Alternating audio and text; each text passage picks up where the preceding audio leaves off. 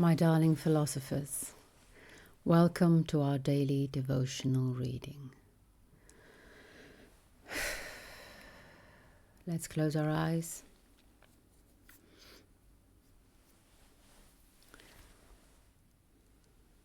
Pretend. Again, pretend. I don't know why that keeps coming in my mind. I'm not going to sing that.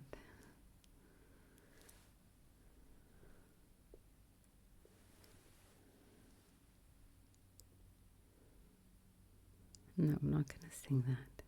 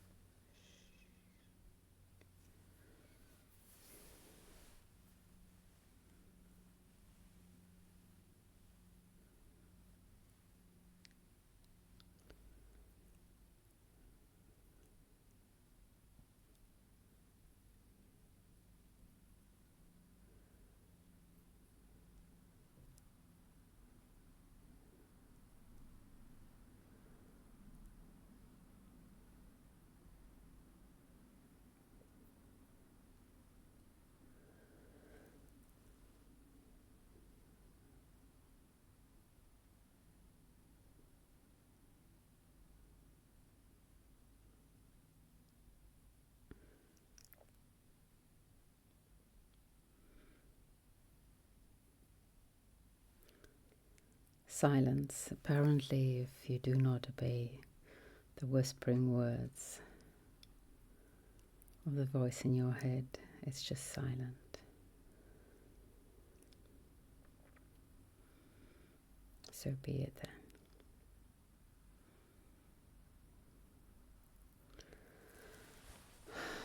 Silence is also a gift.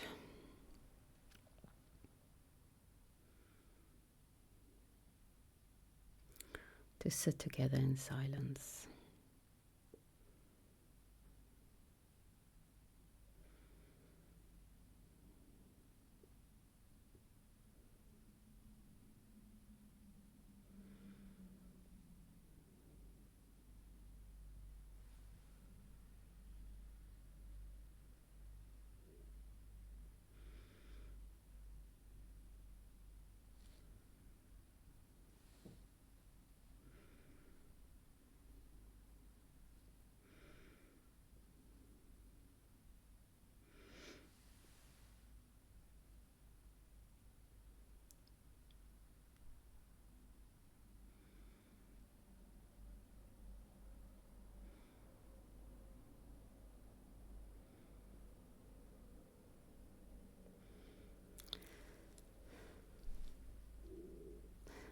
Three minutes of me listening to a song in my head. Let's read Plato.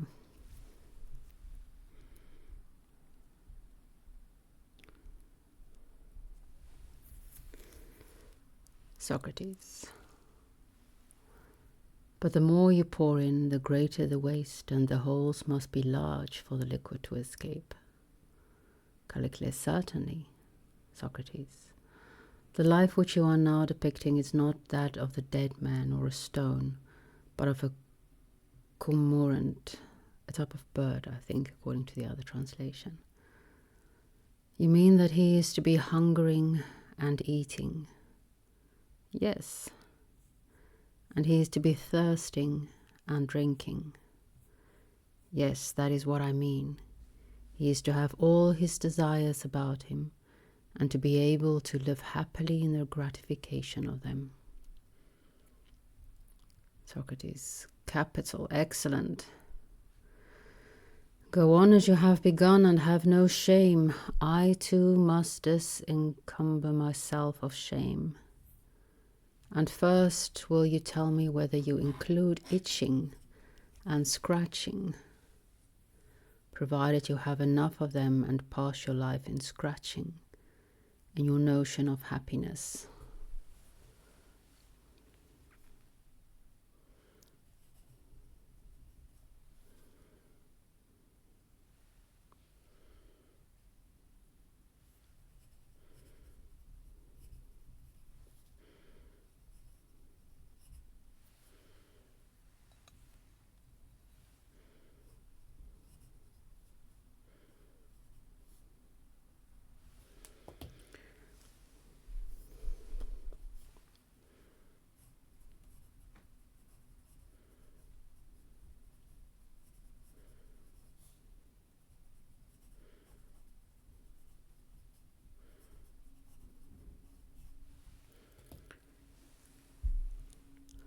Callicles, what a strange being you are, Socrates. A regular mop orator. Crowd pleaser, the other translation says, but I quite like mop orator. Socrates. That was the reason, Callicles, why I scared Polus and Gorgias until they were too modest to say what they thought. But you will not be too modest and will not be scared, for you are a brave man, and now answer my question. Callicles, I answer that even the scratcher would live pleasantly. Socrates, and if pleasantly, then also happily. That is the whole catch, because he's using the word from eudaimon. The accent is on the middle, which means blessed with a good genius or fortunate. And I'm not sure that anyone would think someone who's itching to be fortunate. Callicles, to be sure.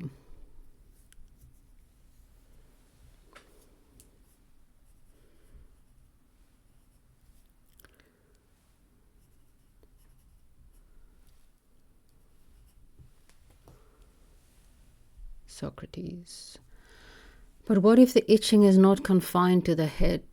Shall I pursue the question? And here, Callicles, I would have you consider how you would reply if consequences are pressed upon you, especially if the last resort you are asked whether the life of a catamite is not terrible, foul, miserable, or would you venture to say that they too are happy if they only get enough of what they want?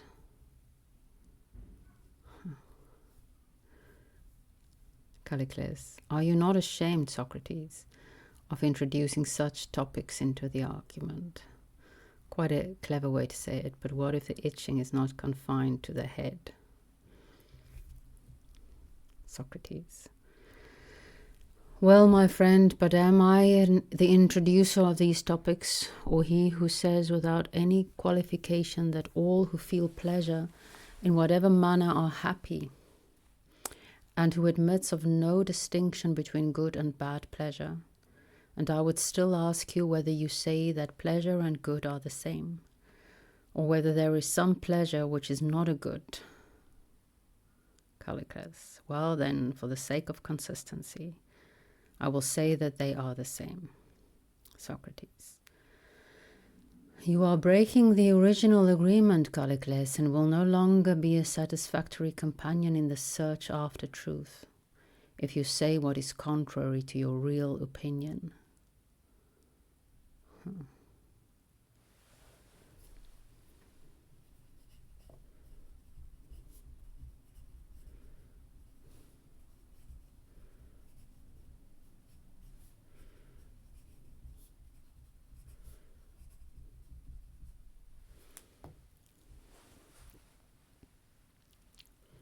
Callicles, why, that is what you are doing too, Socrates. Socrates, then we are both doing wrong. Still, my dear friend,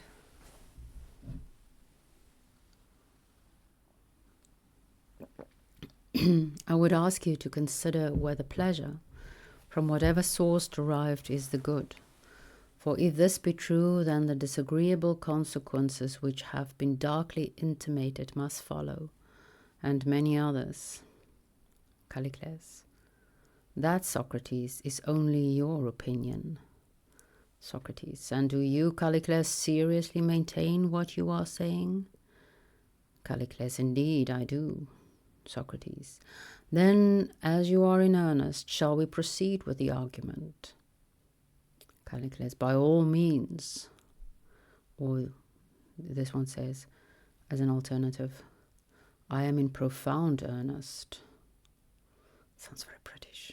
I'm in profound earnest. Socrates. Well, if you are willing to proceed, determine this question for me. There is something, I presume, which you would call knowledge, episteme. There is. And were you not saying just now that some courage implied knowledge? I was. And you were speaking of courage and knowledge as two things different from one another. Certainly I was. And would you say that pleasure and knowledge are the same? Yes. Something just fell.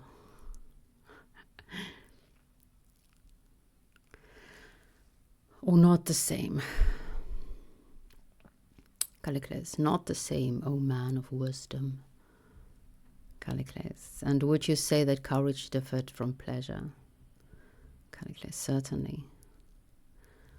Socrates, then let us remember that Callicles, the Arcanian, says that pleasure and good are the same, but that knowledge and courage are not the same, either with one another or with the good. Callicles, and what does our friend Socrates from Foxton say? Does he assent to this or not? Socrates, he does not assent. Neither will Callicles when he sees himself truly. You will admit, I suppose, that good and evil fortune are opposed to each other. Now, coming back to the eudaimonian, good fortune.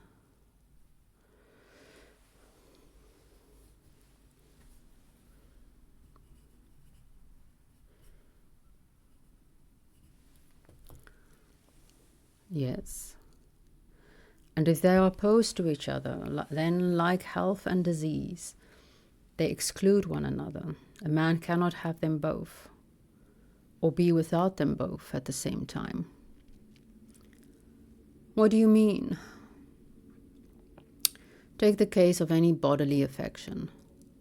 A man may have the complaint in his eyes, which is called ophthalmia. To be sure, but he surely cannot have the same eyes well and sound at the same time. Certainly not. And when he has got rid of his ophthalmia, has he got rid of the health of his eyes too? Is the final result that he gets rid of them both together? Certainly not. That would surely be marvelous and absurd. Very. I suppose that he is affected by them and gets rid of them in turns. Yes, and he may have strength and weakness in the same way, by fits. Yes, or swiftness and slowness. Certainly. And does he not? And does he have and not have good and happiness, and their opposites, evil and misery, in a similar alternation? Certainly he has.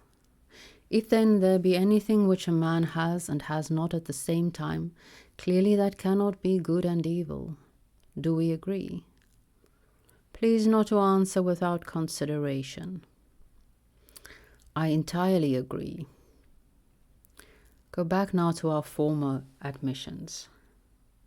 Did you say that to hunger, I mean the mere state of hunger, was pleasant or painful? I said painful, but that was to eat when you are hungry, but that to eat when you are hungry is pleasant. I know, but still the actual hunger is painful. Am I not right?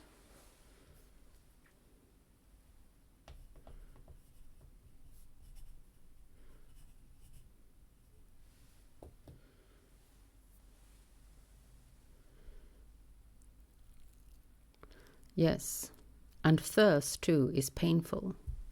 Yes, very. Need I adduce any more instances, or would you agree that all wants or desires are painful?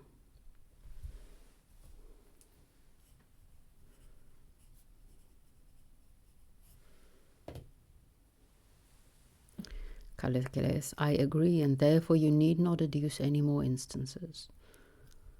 Socrates, very good. And you would admit that to drink when you are thirsty is pleasant? Yes. And in the sentence which you have just uttered, the word thirsty implies pain? Yes. And the word drinking is expressive of pleasure and the satisfaction of the want? Yes. There is pleasure in drinking? Certainly. When you are thirsty and in pain? Yes. Do you see the inference that pleasure and pain are simultaneous when you say that being thirsty, you drink? I don't see that. I don't infer that.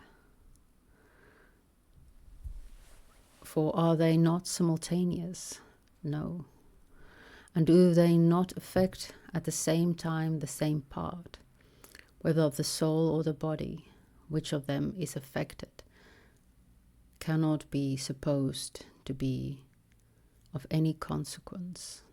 Is not this true? It is.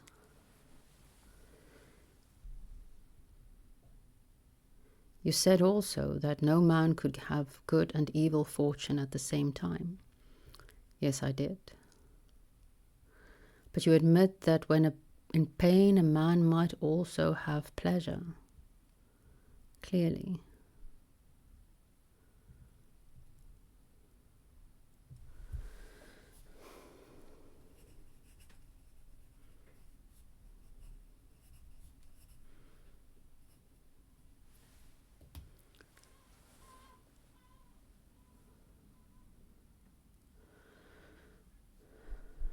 Then pleasure is not the same as good fortune, or pain the same as evil fortune, and therefore the good is not the same as the pleasant.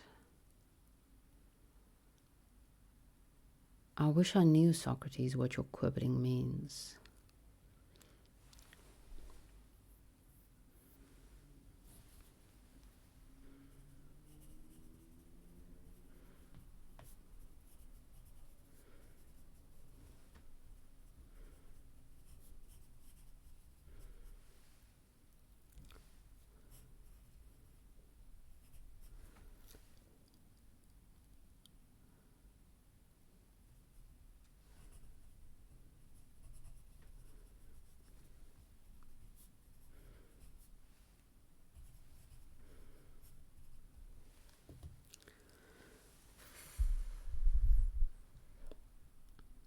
Socrates, you know, Callicles, but you affect not to know.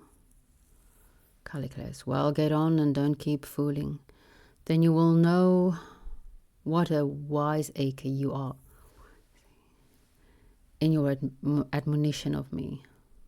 Socrates, does not a man cease from his thirst and then his pleasure, and from his pleasure in drinking at the same time? Callicles, I do not understand what you are saying. Nay, Callicles, answer if only for us. Gorgias is interrupting. Nay, Callicles, answer if only for our sakes. We should like to hear the argument out. Callicles, yes, Gorgias, but I must complain of the habitual trifling of Socrates. He is always arguing about little and unworthy questions. I think the other translation is more revealing of what's actually going on here. He keeps questioning people on trivial matters and refutes them. Gorgias.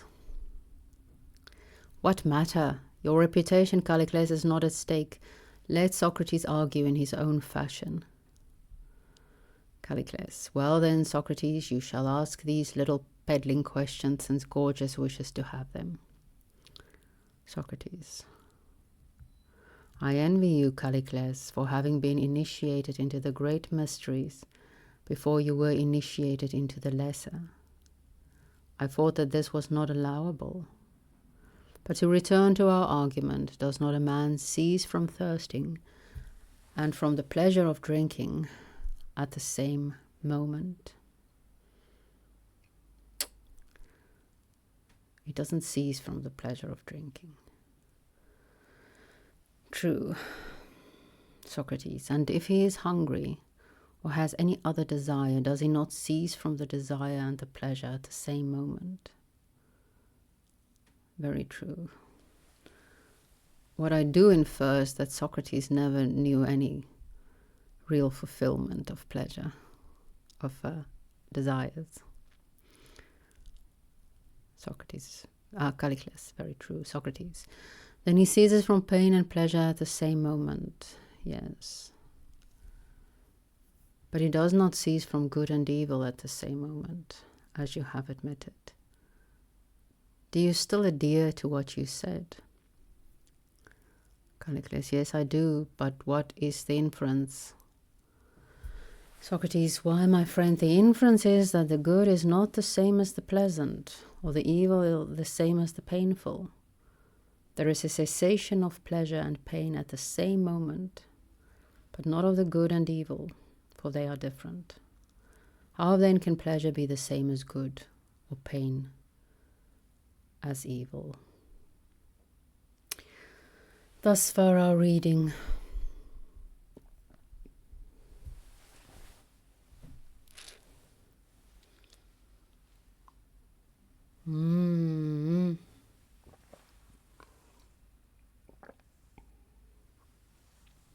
I said it before, and I'm not terribly thirsty at the moment, but I'll say it again, that there's nothing quite like your first glass of water when you return from a long walk and haven't been drinking during the walk. That quenching of thirst is one of the greatest pleasures there is.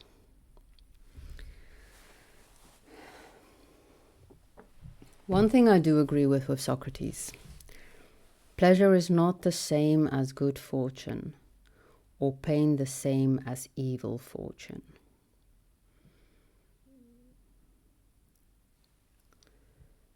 I think as biological sentient beings, pleasure and pain is really important in our way of being, our way of learning, living. But indeed, pleasure is not the same as good fortune, or pain the same as evil fortune. You could have a lot of pleasure in your life and not have an eudaimonic existence, not really know happiness, true happiness. And you can have a lot of pain in your life and still know true happiness.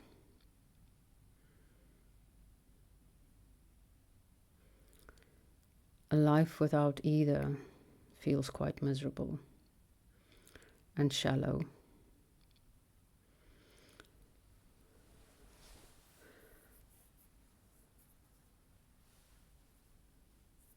A life without desire, without wants, that is, to me, the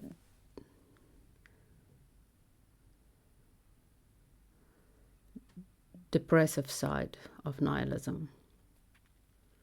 I wouldn't even call it nihilistic. A lack of all wants, all desires. That's, I think, a symptom of depression, isn't it? Maybe there was something wrong with Socrates, hence his ability to sustain so much torture, like being barefoot in the snow and drinking without getting drunk. Maybe he had some weird constitution and was a bit depressed.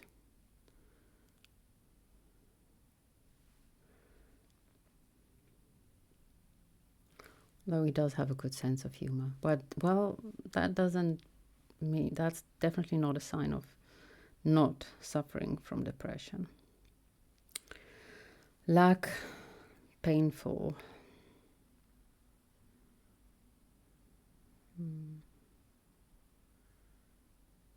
What makes a good lack? Because I do feel, and maybe that's just my romantic side, my thwarted romantic side. But I do think that there's something beautiful sometimes in lacking something, in longing for something that you do not have, and potentially even may never have. That craving, that first hunger, which could potentially never be satisfied, because only the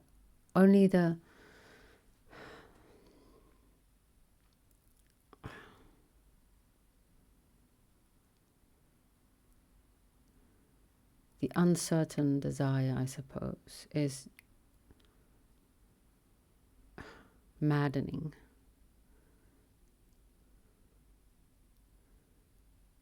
There's a very big difference between longing for something and knowing that once I get home I can just open my tap and there will be water, or crawling through a desert and not knowing if you will ever find an oasis. It's a very big difference in those two types of longing. And maybe we shouldn't romanticize the second. Maybe that's my trauma speaking. But it makes for great books. It makes for great stories. It makes for great tragedies. I can only write when my heart is broken, unfortunately. I will have to learn how to not do that. Eventually, someday. Maybe next year.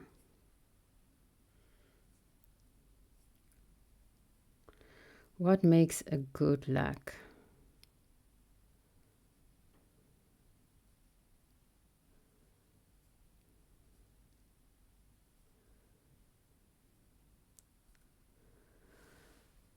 That psalm, as a deer pants, for water, so my soul pants after you.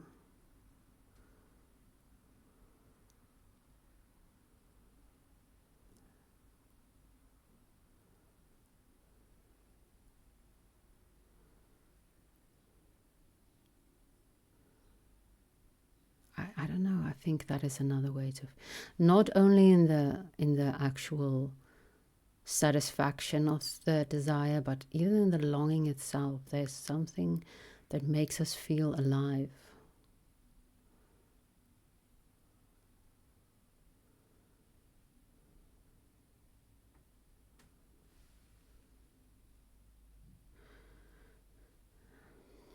And never mind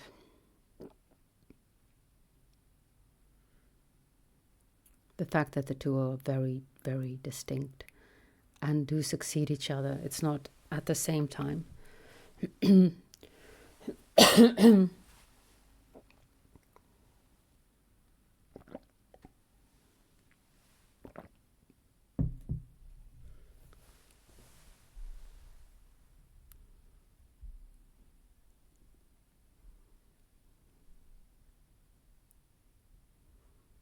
And maybe the moon story is relevant here. Why bother? If it wasn't for the desires and longings driving us, we wouldn't bother.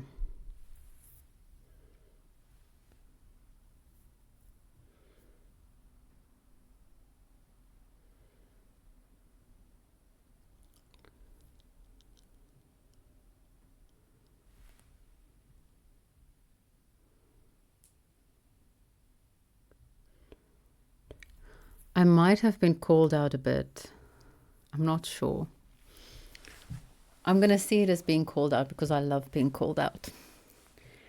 I failed to mention when I was speaking about Pierre Hadot's philosophy as a way of life, that any religion, also philosophy as a religion, is indeed a way of humankind. At least I think so, and I'm very much not alone in thinking so. a way of preparing for death.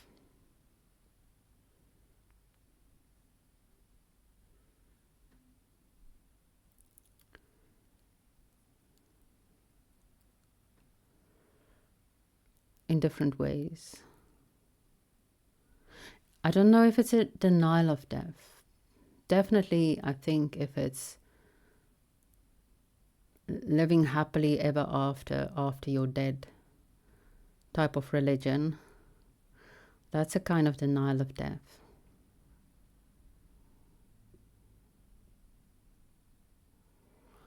But the Achilles facing Hector, even though he knows that will be his fall, his early demise, but knowing that will give him immortality instead of a long life. Is that a denial of death? And Nietzsche, and maybe that's why I'm so fond of Nietzsche, is saying yes.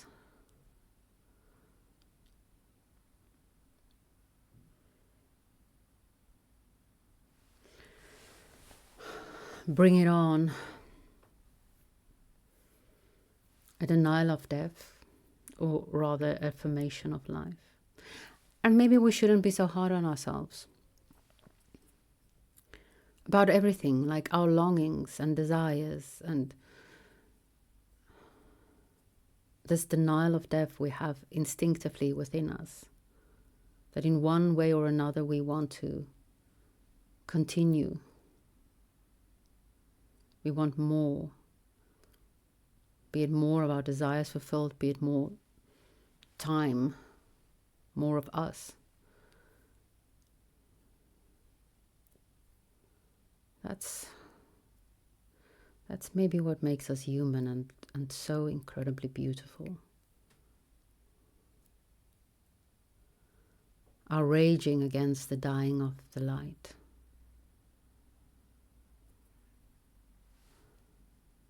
No?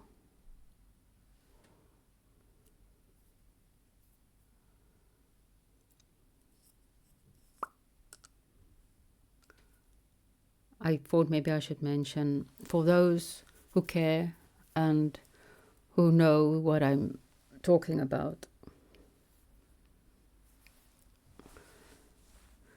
Mr. Rochester is referred to in my letter as the Archdruid. He is that's Mr. Rochester. That's our connection. Archdruid and High Priestess.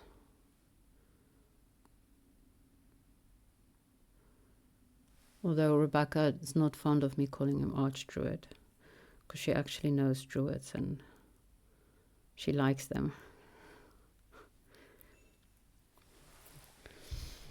Talking of my sisters, the symbol of the day, I need to open the book first by placing my hand on the hand and asking permission to access. Is that the word? Access. Enter.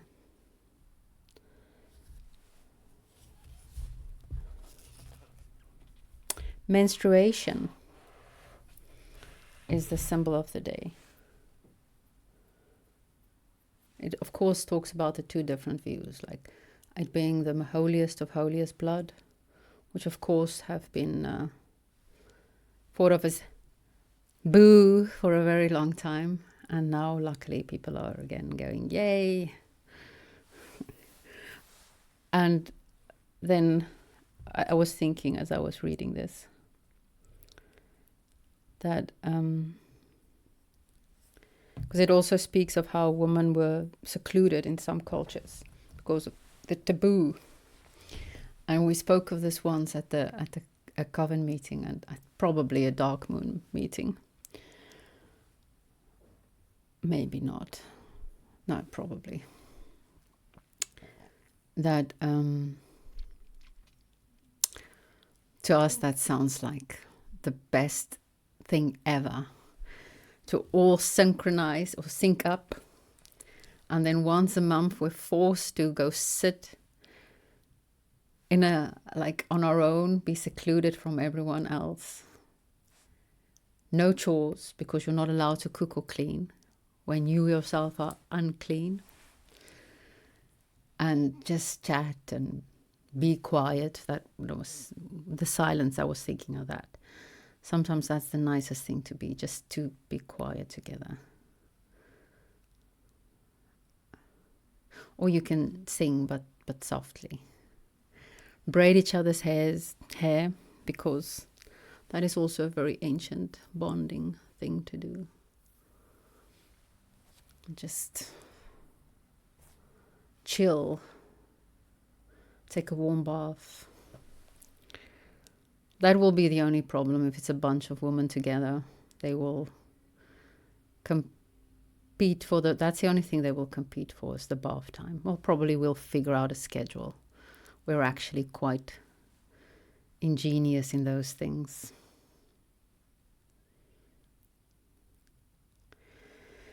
I wrote down shame because it used to be something of shame. And thank God that's changing.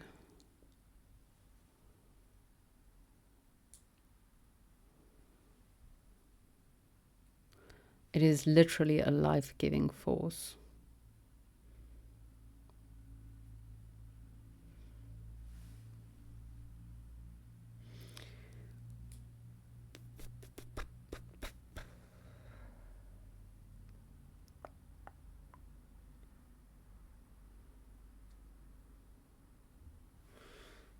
I thought of something and I'm reluctant to share.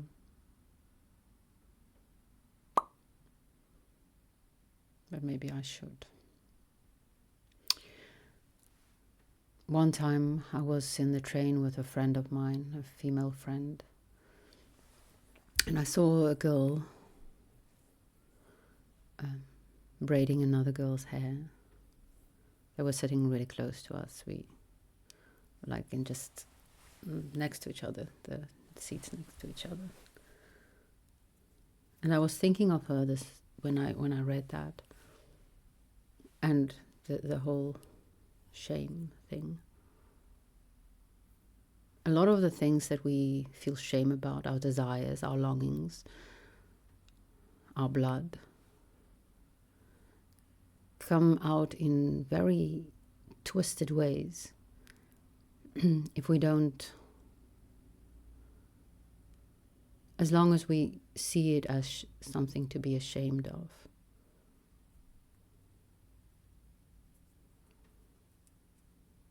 She had cuts on her arm, and so I had to wonder if that, I don't know, I don't know.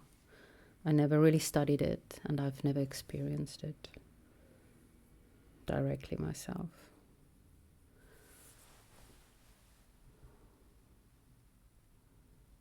Is that need to draw blood couldn't somehow relate to the fact that we don't acknowledge the fact as women that our blood is so, the flowing of our blood is such a part of us, of who we are.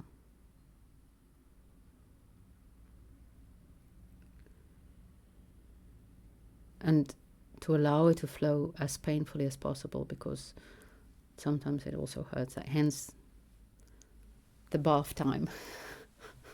Everyone wants to be in the bath, a warm bath.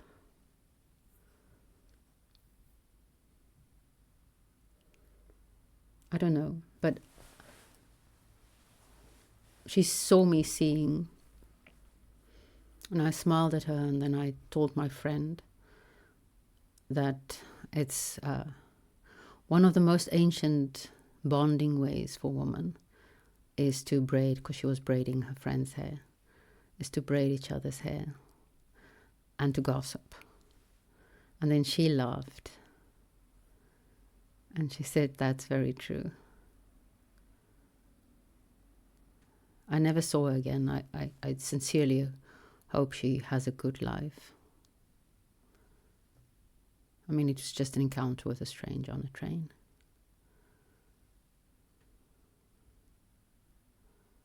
But it was a very beautiful encounter.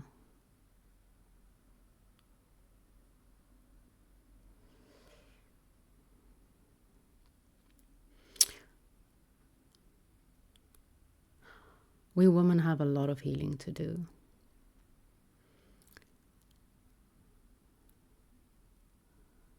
And we really do appreciate the men who support us in the healing.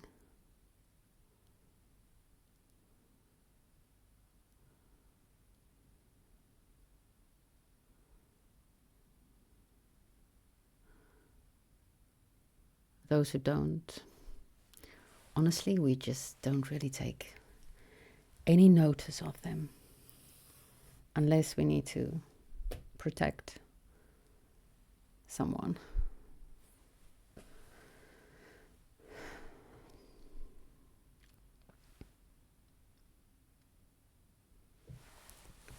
Sophia herself will guide your way.